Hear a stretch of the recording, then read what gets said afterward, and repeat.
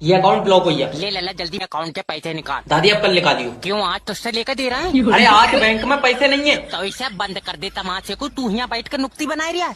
मेरी दादी बैंक में और भी बहुत सारे काम होते हैं। ले पैसे है नहीं बैंक में और बच्चे कलर कर रहा तू। अरे तुम समझ नहीं रही हो, सारा डाटा इकट्ठा करके हमें मैनेजर को देना होता। क्या बात, मैनेजर के मोबाइल में रिचार्ज नहीं है तो तुम नाश पीटे को अपना डाटा क्यों दे रहे हो? यो, मोबाइल का डाटा नहीं, बैंक का डाटा देना होता है मैनेजर को। ओके। और ये सिक्योरिटी गार्ड कहाँ बैंक का? ले सिक्योरिटी गार्ड भी है, देखा ऊँट रखा रहा बैंक में जब पैसे ही नहीं है। अरे यार लल्ला सिक्योरिटी गार्ड के पास बंदूक भी है। हाँ है तो रखान को तो कुछ है नहीं बैंक में, चिड़िया मर बाबू इससे। सिक्योरिटी गार्ड तो आजा सर बताओ। लेके जाओ इन्हें। आओ दादी। लल्ला बंदूक नहीं ली है। हाँ तो ऐसा गले से बांध ले, बैंक में पैसे नहीं है तेरी बंदूक ले जाएंगे छीन कर।